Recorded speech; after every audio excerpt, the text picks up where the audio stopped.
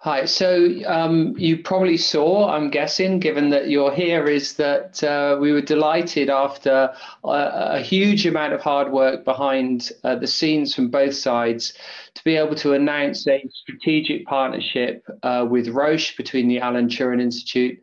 That's initially a 5-year partnership. And the tagline or the overline strapline is to kind of explore issues or use data science really to be able to kind of understand issues in treatment and outcome heterogeneity. And we're going to kind of open up that a little bit over the next half an hour into what exactly do we mean by that. But it's great to have Roche, and they join other strategic partners at the Turing, including, for example, Lloyd's Registry and Office for National Statistics. So in terms of Roche itself, huge company. I've worked for Roche now for 18 years, actually. Started originally in the UK office. And it's a big organization. There's over 100,000 employees that work for Roche across the globe. The headquarters is in Switzerland. So it's actually a Swiss-based company in Basel, Switzerland. But we have sites across the globe. In addition to that, a couple of other things to call out. I think one thing that makes Roche quite unique and is an opportunity definitely for this partnership is Roche is a company that has not only a pharmaceuticals division, but also a diagnostics division as well. So having both the pharmaceutical and the diagnostic piece together under one roof, as well as 2 research arms, is quite unique. And hopefully through this partnership, we'll have collaborations involving different data scientists from different parts of the Roche organization contributing to these efforts. And something that I think when we work together from a Turing and Roche perspective, we'll be tapping into all these different parts of the Roche org. Just one final thing to mention is I think one thing we often frame is that we're the largest investor in research and development in healthcare. And actually this partnership is an example of that as well. And a lot of the enabling work that we're doing really to enable research and development and get the medicines to the patients is a huge focus. And we have a lot of different efforts ongoing. And today's a nice example of how we're sort of building these connections and collaborations with external experts to do this and to drive things forward. That's where our focus has really been in recent years and continues to be around data and building up data assets and data sets that can really help us understand this more complete view and complete perspective of each patient. And then analytics. So can we actually ask questions of these data sets, answer these questions, generate some insights that really help us continue on our journey of better understanding patients and their outcomes. So this partnership ties perfectly into this investment in the data and in the analytics and thinking about the research questions and the approaches that we can take to then generate novel insights. So if we go to the next slide, data is something that obviously is the key. So as we think about generating novel insights, data is obviously vital, as you all know. And historically, the data that has been available for research has had certain limitations, either due to the scale of it or the number of modalities. However, we're starting to get into a situation now, I think, where because of the efforts been put in recent years, a lot of these multimodal, high quality, longitudinal patient level data sets are really starting to become available for research. So there's a huge amount of effort going on behind the scenes across many different components of the industry to really put more investment and effort into the quality of the data being collected, how it's integrated, how it's curated, and how it's made available for research. So that's something that on the Roche side that we put a lot of emphasis on and we put a lot of investment into. So as part of this partnership, that's where we'll be then looking to tap into some of these resources to see what we can actually uncover. And to get there, you'll see that it's not necessarily at the beginning going to be about going straight in and trying to generate these novel insights. That's definitely the aspiration. But there's also some fundamental and foundational methodological work that needs to be done as well to really understand these data sets, the biases, and how we can really get around some of those and how we can really get to that point of developing the insights. So that's definitely our aspiration, but we know we need to take building blocks towards that. As Chris and Ryan were saying, This partnership has been in development for some time, and it's really crystallized this message that we want to, or this challenge that we want to address, which is what we're calling our North Star. And so what our aim really is to enable the generation of insights to better understand patient and disease heterogeneity, its relevance to clinical outcomes at an unprecedented level in order to improve clinical care. So we want to take all of those great data assets, those great data resources, and use them to start taking the first steps towards personalized medicine. And to do that, we really need to understand this issue of heterogeneity, how different people manifest disease phenotypes differently, and why it is that they respond to treatments differently. So we really want to use those data assets and develop the next generation of machine learning, statistical, computational methods to make the most of those data resources. But what we really want to do with the partnership is make sure that we really anchor everything we do in that aspiration to have an impact. So ultimately our objectives are really to make an impact and to have an impact here.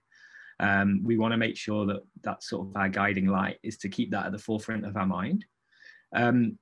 One other thing to call out is just the commitment as well. One of our key objectives is around further advancing open science as well. So we really want to make sure that we're sort of impacting the broader healthcare ecosystem and really developing things and putting things out there into the community, whether that's methods, whether that's papers, whether that's an R package, for example, that can be used more broadly, used outside of this collaboration eventually, and really influencing best practices and insight generation across the board outside of the partnership. So that's something that we wanted to call out as well.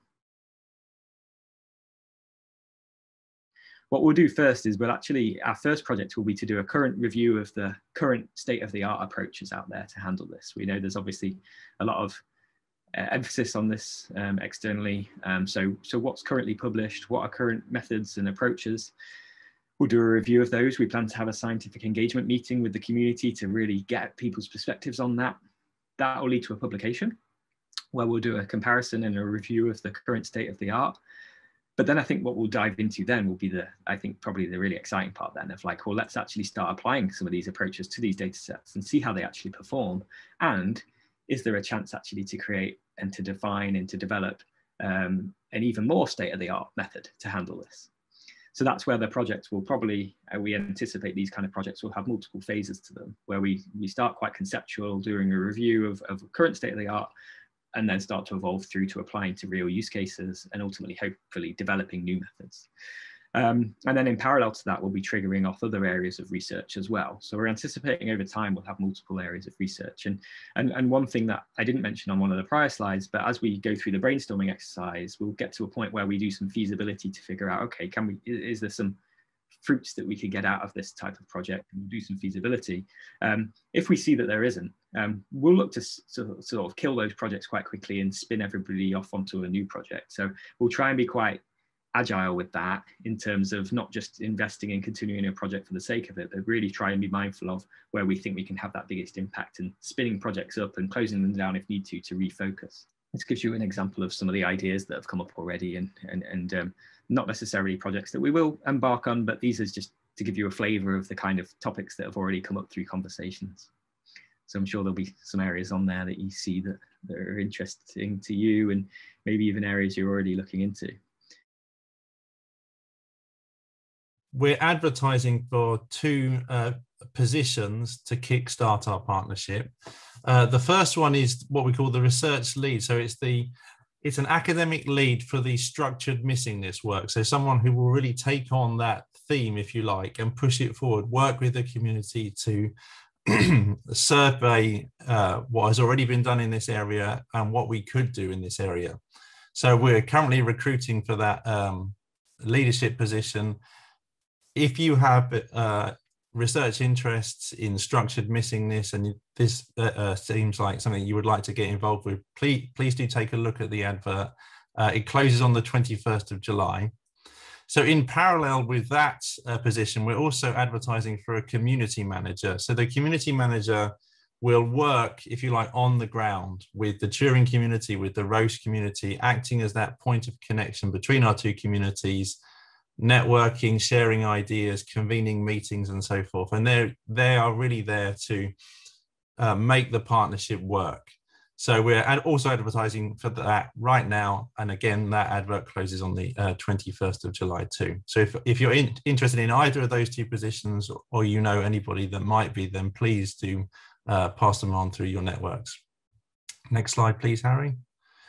And so, as Ryan said, we're going to have our first scientific meeting, and that will take place in the autumn. We haven't pinned down the dates yet, but we will let you know about the development event. So the idea is that we really want to convene a community of scientists that are interested in this area, interested in developing and applying methodologies for handling missing data, particularly in the healthcare context, of course. And the idea is that via this meeting, and the likelihood is that it will be virtual, or at least partially virtual, so may take place in a number of different sessions over, say, a 2 to 4 week period. And the idea is that we will bring the community together to discuss and brainstorm ideas and draw out some of the really pressing, most important questions in this area.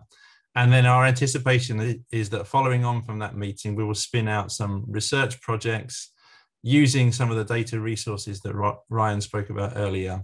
And those will be funded and they'll be taken forward as our first pieces of actual research, if you like.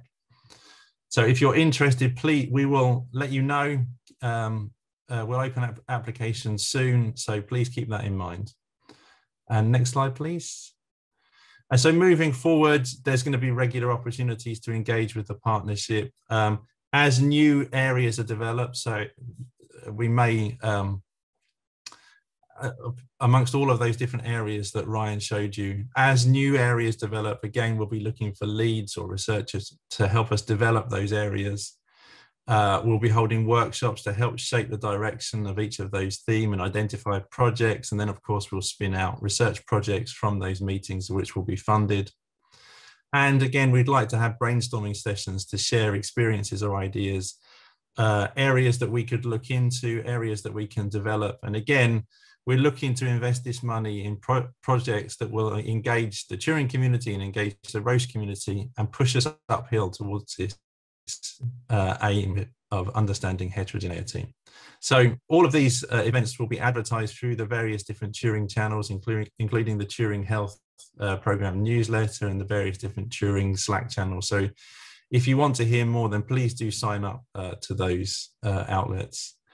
And again, just to emphasize that everything will be contributing towards our North Star of understanding treatment and disease heterogeneity better using these great data resources and developing methodology to understand heterogeneity from those resources.